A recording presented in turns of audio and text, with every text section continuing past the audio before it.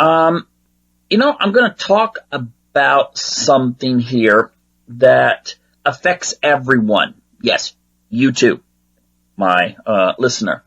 It affects you very deeply. And I would just like to say that, well, I hear a lot about cultural wars and stuff. I even saw an article the other day about, the 7 reasons why America may have a civil war. I'm going, why is there such a divide in the public nowadays? And then I was just thinking, because I was out jogging on this trail, and I look over, and there are all these houses. I was up on a hill, and I saw all these houses out there. And something came to mind. What's something that unifies all of those houses? What is there? I mean, the people in there, some of them are single men, maybe. Some single women, married couples with kids. They could be white people, black people, Hispanic. They could have various religions and different pets and different food preferences. But what's something that they all probably share in common? Well, they all have a TV set. Okay? It's actually quite unusual when someone says, well, I don't have a TV. And you're going, what? What do you mean you don't have a TV set? But they do. And I mean, most people, like 99% of people in the Western world have a television. And I think what you have there is a medium that has an incredible amount of influence. All right? And I think that there's an influence on everyone in the culture. It doesn't matter how religious you are. I think sometimes religious people, and maybe non-religious people are going to disagree with me on this, but I would say religious people tend to be a little more skeptical of what they might watch on TV, how they perceive it. Because the medium itself seems to be geared quite a bit towards the left, as opposed to the right. And so when people do watch things, they tend to have a little bit more discerning power, a little bit more shields, on their minds. But there's still an influence on them. And I'm going to get into that in just a moment. But I think television is one of the big factors in really pushing a lot of what used to be the dominant culture when it comes to values, when it comes to beliefs, essentially the assumptions that many people listening right now grew up in. And television has pushed those aside. All right?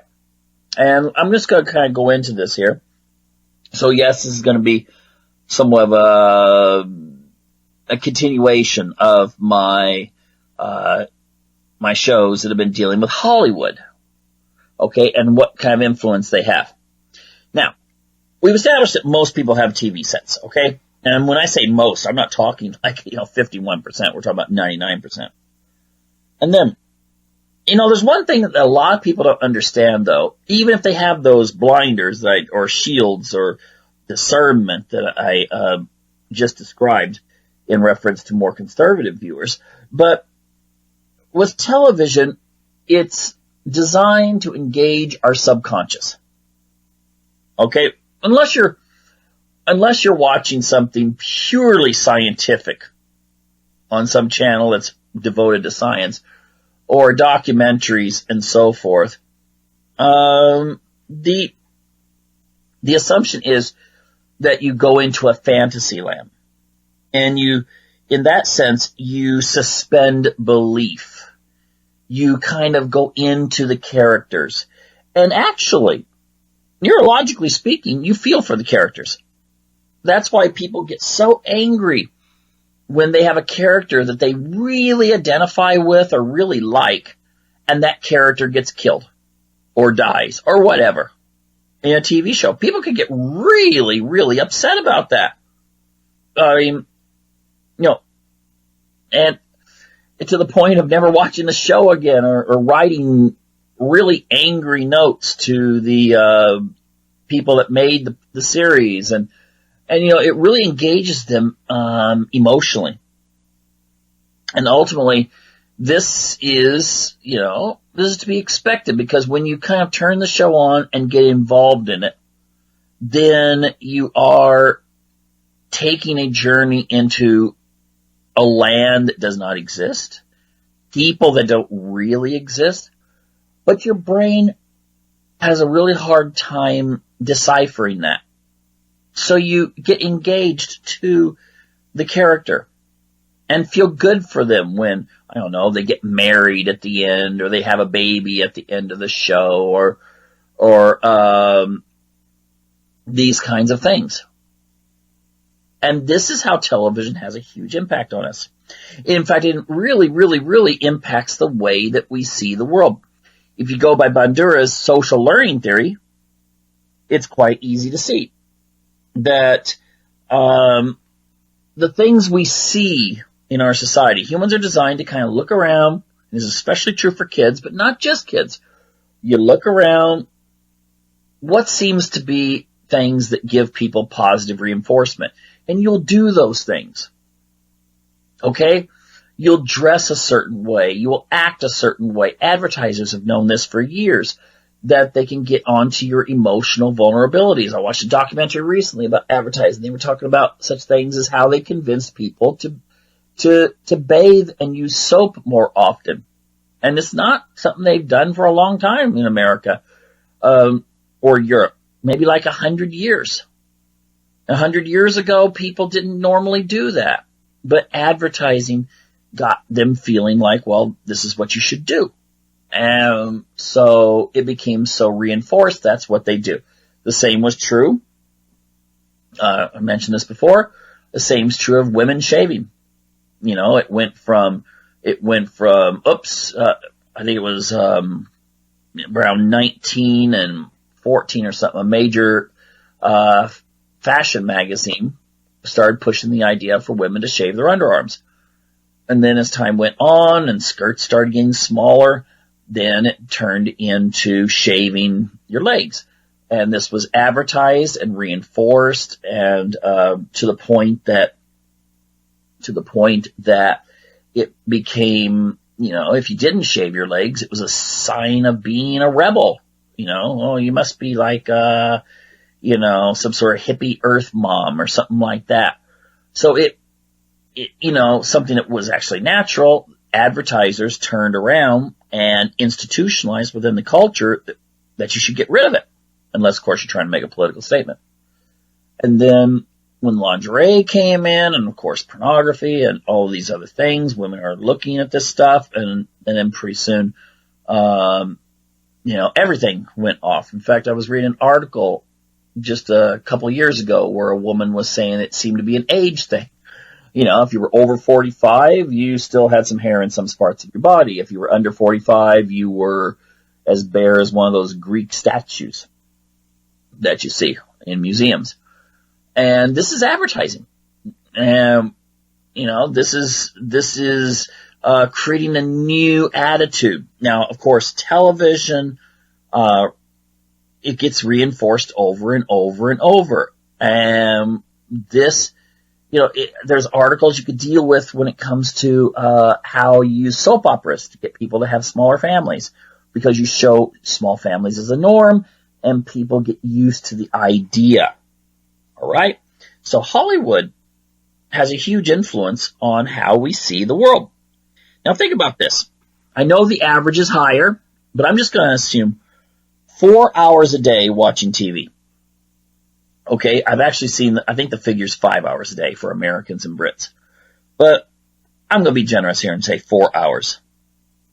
That would equal, if you watch TV 4 hours a day, and that's not much, maybe a quick talk show here or there, some news, and maybe in the evening you watch a movie, or you watch a couple sitcoms or something. That 4 hours is going to add up really fast. And if that 4 hours would equal, for a year, 4 hours a day, 60 full 24-hour days, 2 months. Now, if you assume 8 hours a day for sleep, then it becomes more like 3 months. Think about that. Think about it. People watching that much TV, and then you throw in the idea, that we do absorb things subconsciously.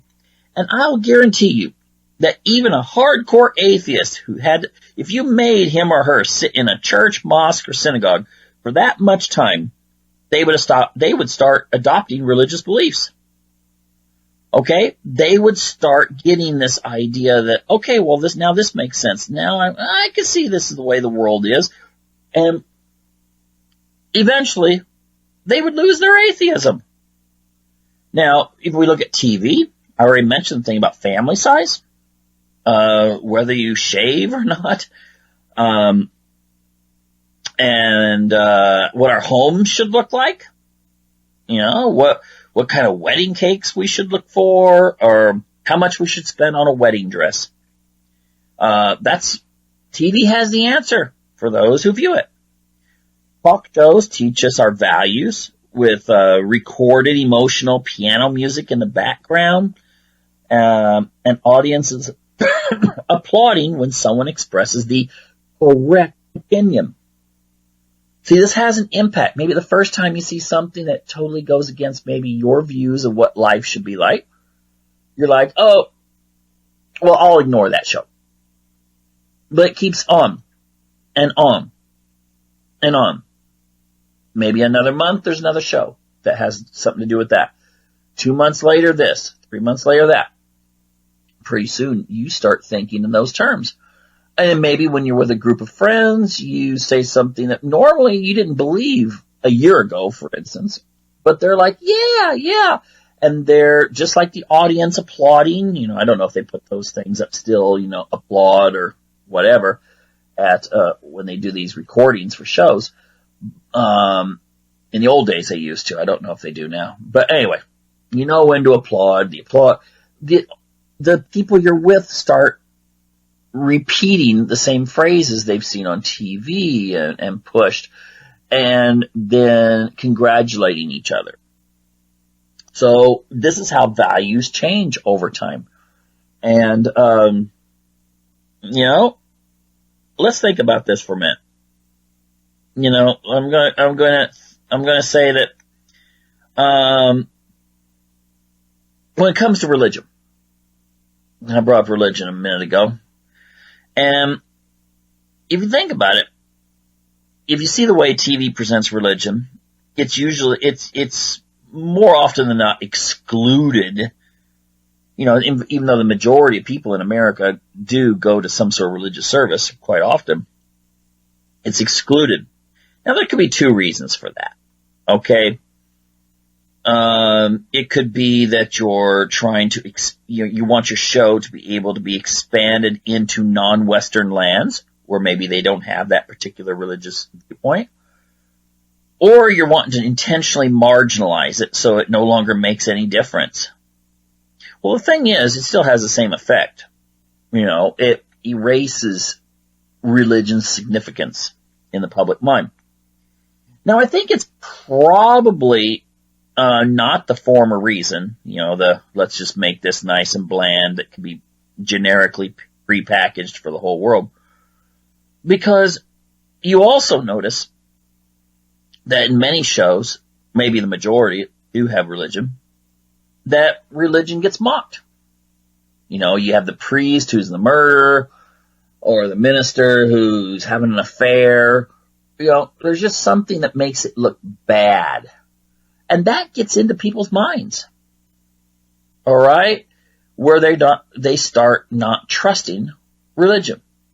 They may not even go to church and really interact with the religion itself, but they may have a negative opinion of it just because television has kind of blended that in. Now, you go a little further. Who's the most vulnerable? to these kinds of messages. You see kids nowadays, a lot of kids, you see their parents complaining like, oh my gosh, I tried to raise my son or my daughter to be a certain way, and now they're totally different. Totally. Well, the thing is, how much television did they watch? Did you have them in daycare? Because often in daycares, they have television playing all the time, and kids are watching it. It's a good way, I don't know. Some daycares don't, but it seems to be quite common in the ones that I have actually visited, where television does have a prominent role because, kids going to be in there 8 hours. Well, are they going to play the whole 8 hours? Sometimes TV is a good thing. And, of course, you don't play the old cartoons and stuff like that because someone in the place is going to be feeling like, oh, these are too violent. You don't want to have, things dropping down on wolves and coyotes and stuff like that from tops of cliffs. So you get something that's kind of bland. And a lot of children's shows are very, very, what would you say, materialistic. But I'll note, or I think there's an importance there. And that is, if you're a child that grew up in the 60s or the 70s or even the 80s, yeah, you probably watch just as much TV, maybe even more TV than kids do now. Of course, a lot of them are on the internet, but then again, if they're binge watching television shows on the internet, that's kind of the same thing. But the movies and TV shows that were made in those days generally did have a sense of good versus evil. Even if there was violence, there was a point behind it. And at least it wasn't too graphic. I mean, the old, John Wayne westerns, they didn't blow someone's head off or something. They just shoot and there'd be like, ketchup or something, and they'd fall down. And so forth. So it wasn't too traumatizing in that sense. Nowadays there is a lot of violence, but then you get the other stuff I was just now talking about, the materialistic fluff type stuff. And I'm thinking maybe that's even more dangerous than the violence. Because you give a sense to kids, you take out the adventure, okay, let's just erase the adventure part, and then you just turn into like these shows where kids sass their parents or their teachers, and they have all the stuff they ever want in life. If you think back, I mean, this is way before my time, but I saw a few reruns when I was a kid, and that was like the Little Rascals show.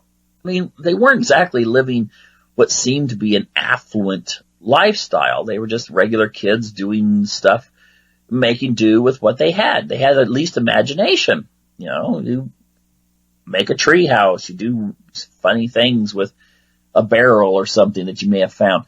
But, and most of the shows of that era that featured kids had that sort of thing. But now it's like, you got fancy computer, and video camera and all these kinds of things that very few parents could actually afford if they were trying to get this for their kids.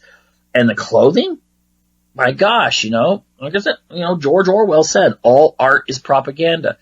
And, clothing manufacturers, they make sure the kids, they may not say, oh yeah, look, this is such and such brand, but it still gets out there. When the kids are in the store, they subconsciously see those clothes that maybe someone wore on some show that was designed for kids, and they'll gravitate to that. And to the price tag, of course, too. And so, this influence, is quite dangerous, I would say. But one more thing though, I have to note. We seldom are encouraged to ask who writes our shows. And that seems to be very important. I mean, I've seen some surveys that show that the vast majority of people that produce the stuff we watch are on the very liberal extreme of the political spectrum. And that's important because, if an author is socialist, let's say a person that writes a book, if an author is socialist, we can generally see it in their work. Just like if you have an author who's very religious, we see it in their work. And there's really no difference in TV because if you're writing a story, you're going to make the story fit the way you see life. Even if you don't mean to. it's still going to fit into how you see life. If you're a woman who's, let's say 39, you just had your first child, probably only child, and let's say you didn't even, get married. This child was, I don't know, from a fertility clinic. And because you wanted to really concentrate on your career. And then when you were like 38, you were going, oh my gosh, I would like to have a kid at least. Do you think you're going to write, something into your storylines that's going to be about, young couples falling in love and getting married and very traditional and, going to church on Sunday and it being just great? I'm not certain that's going to happen any more than the opposite would happen, where, maybe you've got someone super conservative who writes in kind of a glowing way, the way they present the character in a show, living, like the woman I just described. Now, I'm not saying, I'm not jumping on anyone's case here. I'm just saying that we have to realize that where we come from is going to determine how we will present our art, as Orwell noted. And I think that makes a huge difference. And much of Hollywood and much of New York sees the rest of the country as flyover. Where you go, and maybe Miami too, when you want to be, nice and warm and take a couple weeks on the beach. But it's a flyover. You fly over it. And you don't actually have never interacted with those people. You've never really seen life the way they see it. And this may be the reason why we're starting to see such a divide.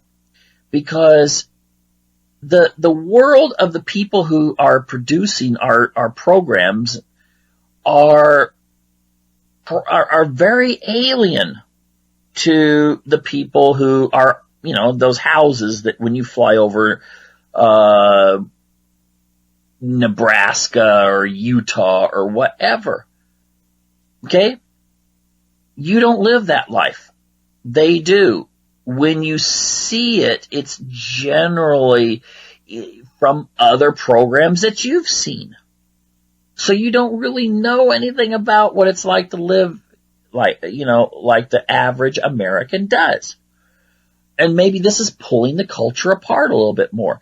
Not because maybe conservatives are just being hard-headed and unwilling to see life in different ways, but because liberals are the ones who cannot see life differently than their lives have been.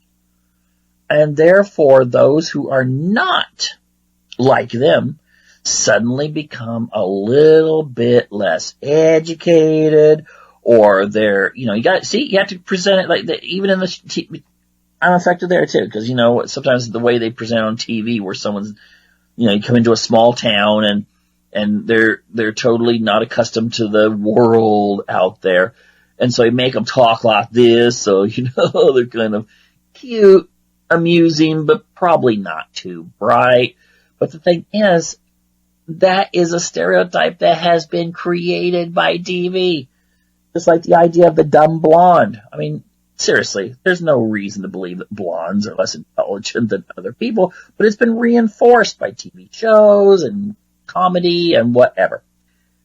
Anyway, we need to look at this. We need to examine it. We need to become acquainted with how television affects us and our families, or it will continue to affect us. And, I think ultimately in a negative way. So anyway, we're coming up on the end of this show here, so thank you for tuning in, and I encourage you to be back next week